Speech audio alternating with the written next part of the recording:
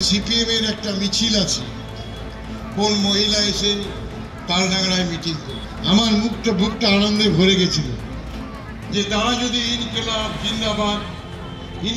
জিন্দাবাদ করেন, তারা যদি মার্ক্সবাদী কমিউনিস্ট পার্টি জিন্দাবাদ করেন, তারা যদি কাস্তে হাতড়িতে ভোট দেন, তাহলে আমি তাদের ধন্যবাদ জানাবো।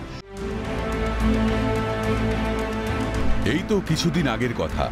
তৃণমূল দলের মধ্যে থেকে যারা বিশ্বাসঘাতকতা করবে তাদের প্রতি কড়া পদক্ষেপ নেওয়ার কথা জানিয়েছিলেন বাঁকুড়ার জেলা তৃণমূল সভাপতি তথা তালডাংরার বিধায়ক অরূপ চক্রবর্তী। যে বক্তব্য ভাইরাল হতেই শোরগোল পড়েছিল রাজনৈতিক মহলে। এবার দলীয় কর্মসূচিতে গিয়ে সিপিএমের যুব সংগঠনের ইনসাফ যাত্রাকে ধন্যবাদ জানিয়ে ফের রাজনৈতিক চর্চার কেন্দ্রবিন্দুতে অরূপ চক্রবর্তী। পাশাপাশি কমিউনিস্ট পার্টিকে বিশ্বাসঘাতকতার তকমাও দেন তিনি। কিন্তু এরা বিশ্বাসঘাতক, এরা ইনকিলাব জিন্দাবাদ করবে, তারা হাতুড়ির ভোটটা এরা পদ্ম ফুলে বিক্রি করে দেবে। এই মেকি কমিউনিস্ট পার্টিকে বিশ্বাস করবেন না। 1 টাকা কিলো দরে চাল দিতে হবে, চাষিদের পাশে দাঁড়াতে হবে, কেন্দ্রীয় সরকারের বিরুদ্ধে লড়তে হবে, বুর্জুয়াদের বিরুদ্ধে লড়তে হবে। এই যে স্লোগান ছিল, একটাও করতে পারি, সবগুলো ফেল। তবে কি ডিওয়াইএফআই এর নামে ইনসাফ যাত্রাকে সমর্থন করছেন বিধায়ক? যদিও এ বিষয়ে আমল দিতে নারাজ সিপিএম।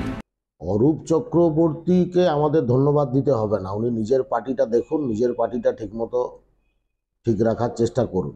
তৃণমূল এটা খুব ভালো করেই জানে যে পঞ্চায়েত নির্বাচনে যদি ভোট লুট না হতো তাহলে পঞ্চায়েত নির্বাচনের ফলাফল কি হতো। বিধায়কের এই বক্তব্যে পাল্টা কটাক্ষ করেছে বিজেপি। দেখুন, 24-এর লোকসভা ভোটের বিজেপির জয় সুনিশ্চিত।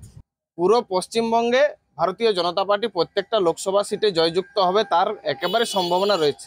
আর তাই এখন তৃণমূল ভোট কাটুয়া সিপিএম এর ভরসায় বসে রয়েছে। কেন বারবার বিতর্কিত মন্তব্যের জেরে সংবাদ শিরোনামে আসছেন বিধায়ক? সবই কি 2024-এর নির্বাচনের ধামাকা? বাঁকুড়া থেকে স্বরূপ রায়ের রিপোর্ট, ক্যালকাটা নিউজ।